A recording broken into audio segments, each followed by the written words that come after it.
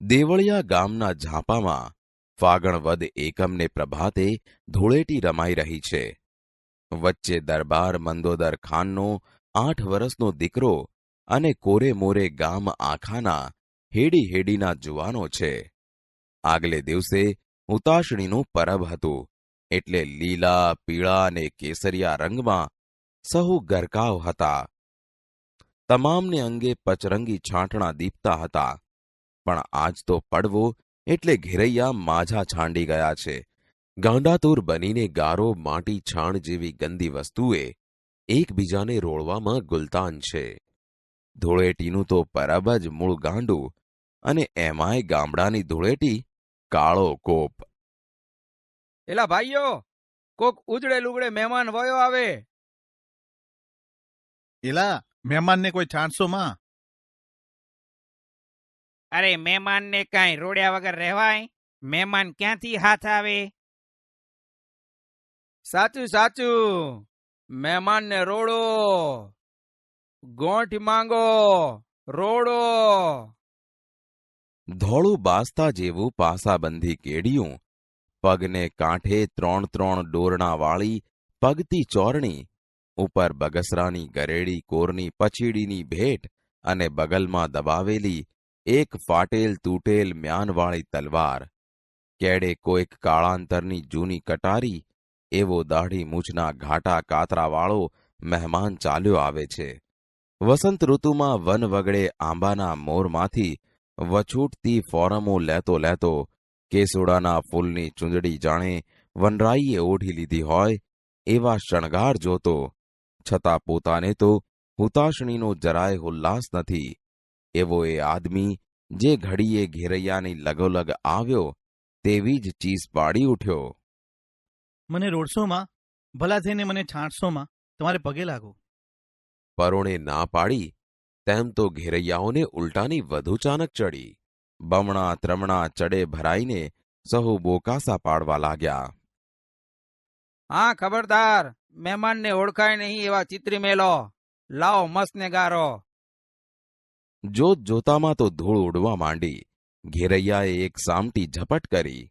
મહેમાન તો જાળવી જાવ કરતો પાછો હટવા લાગ્યો, પણ જુવાનો આંબુ થઈ રહ્યા. એટલે એ ગાંડા ટોળાને પોતાનાથી છેટું રાખવા મહેમાને પોતાની તલવાર કાખમાં દબાવી હતી તે એમને એમ મ્યાન સોતી વીંઝવા માંડી. ઘેરૈયા ચસકા કરતા ઉપર પડવા જાય, પોતે 2 કદમ પાછો હટતો જાય ને રહેવા દ્યો કરતો જાય. ધૂળની ડમરી ઉડે છે એટલે પોતે કંઈ જોઈ શકતો નથી. એ રીડિયા રમણ, એ ચસકા, એ કાલાવાલા, એક તલવારના ઝાવા અને એ ધૂળની આંધીનો કાંઈ અનોખો જ મામલો જામી પડ્યો. એમાં અચાનક ધબ દઈને કોઈક પડ્યો. અરે ગજબ થયો, કુંવર પડ્યા, કુંવરને વાગ્યું, કુંવર જોખમાણા. મહેમાને કુંવરને તલવાર મારી. પકડજો, જાલજો. મુસાફર ચોંક્યો. એ ભાન ભૂલી ગયો અને ભાગ્યો ઊભી વાટે સીમાડે હડી કાઢી. શું થયું એ જોવા કે પૂછવાની વેળા ન રહી. પાછું વાળીને નજર નાખવાની હામ પણ નહોતી. પોતાના હાથમાં તલવાર પકડી છે, એની શી દશા થઈ છે તે નિરખવાનું પણ ભાન નથી. કોઈ ગાંડો માણસ, કોઈ ખૂની જાણે દોડ્યો જાય છે. અહીં ઝાંપામાં તો કેર થઈ ગયો છે.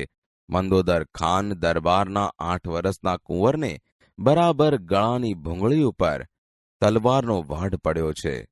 લોહીનું ખાબોચિયું ભરાઈ ગયું અને ઘડી 2 ઘડીમાં તો એની નાડ રજા લેશે એવું થઈ ગયું. પણ આ થયું શું? થયું એમ કે ઘેરૈયાથી બચવા માટે એ બધાને પોતાનાથી છેટા રાખવા મહેમાન જે મ્યાન સોતી તલવાર આડી વીંચતો હતો તેનું મ્યાન દેવ ગતિએ ધૂળની આંધીમાં કોણ જાણે ક્યારે નીકળી પડ્યો, કોઈને ખબર નહીં, અને તલવારની પીંછી અકસ્માત કુંવરના જ ગળાની ભૂંગળી પર લબરકો લેતી ગઈ. કુંવર એક તો કુંબળી વયનો અને નસીબદારનું બચ્ચું, એટલે તો બગીચાનું ફૂલ. તરત તેના પ્રાણ નીકળી ગયા. પલકમાં તો માણસો ડેલીએ દોડ્યા. કાવા કસુંબામાં આખો ડાયરો ઘેઘૂર છે. દરબાર મંદોદર ખાન જાતના હતા માલે સલામ, પણ અસલ તો રાઠોડી રાજપૂતની જ ઓલાદ. એક જ ગામડાનો ધણી, વાટકીનું શિરામણ કહેવાય, પણ પેટ બહુ મોટું એટલે ફૂલની સુવાસ પામીને જેમ ભમરા વીંટાય તેમ કારીગરો, નટવાઓ, કવિઓ, ગાવણા બજાવણા કરનારાઓ તમામ મોટી આશાએ આ જ વરસ દિવસના ઉજળા પરબ ઉપર દેવળિયાની ડેલીએ સમાતા નથી. ત્યાં રંગમાં ભંગ પડ્યો, રાડ ગઈ કે કુંવરને માર્યો. અરે કોણે? કોક મુસાફરે. ખોટી વાત. આજ કોનો દી ફર્યો છે? અરે બાપુ, આ મારીને જાય ઉભે માર્ગે ઉગાડી તલવારે. હા, લાવ મારી ઘોડી. રૂપિયા 2000ની રોજડી ઘોડી, હાથીના કુંભાથળ માથે જાતી ડાબા માંડે તેવી, ભાગતા હરણની સાથે ભેટા કરનારી, એને ફક્ત ચોકડાભર મંદોદર ખાને રાંગમાં લીધી, સાથળ હેઠે તલવાર દબાવી અને રોજડીને ડચકારી જાણે તીર છૂટ્યો. ઝમ ઝમ ઝમ આંખના 3 પલકારા ભેગી તો ઘોડી સીમાડે પહોંચી. સમથળ ધરતીમાં સામે જુએ ત્યાં તો આદમીને ભાગતો ભાળ્યો. હાથમાં ઉઘાડી તલવાર પિયાલા જેવી ચકચકે છે. સમજી લીધું કે એ જ ખૂની મંદોદર ખાને ઘોડીને ચાંપી. મહેમાન દોડ્યો જાય છે ત્યાં ડાબલા સંભળાણા. થંભી ગયો, પાછો ફરીને જોતાની વાર જ જાણી લીધું કે પોતાનો કાળ આવી પહોંચ્યો. હવે પોતે પગપાળો તે ભાગીને કેટલેક જશે. આમે મરવું તો છે જ, માટે હવે ચીથરા સિદ્ધ ફાડવા. ઊભો રહ્યો. બોલીને તો કાળને અટકાવાય એવું રહ્યું નથી. ખુલાસો કરવાનો વખત નથી રહ્યો. એટલે સામા ઊભા રહીને આ મુસાફરે પોતાની તલવાર પોતાને જ ગળે માંડી. અસવાર એ સમસ્યાને સમજી ગયો. જાણ્યું કે કોઈ ત્રાગાળું વરણ લાગે છે અને હું આગળ વધીશ તો એ તલવાર ગળામાં પરોવીને મારે સીમાડે લોહી છાંટશે. એમ સમજી એણે રોજડીને થંભાવી આગેથી પૂછ્યું. કોણ છો? ચારણ. શા માટે આવ્યો તો? કાળનો બોલાવ્યો. ભેંસું બધું મરી ખૂટી. છોકરા છાસ રાવ વગર રોવે છે. નહોતો આવતો, પણ ચારણે ધકેલ્યો.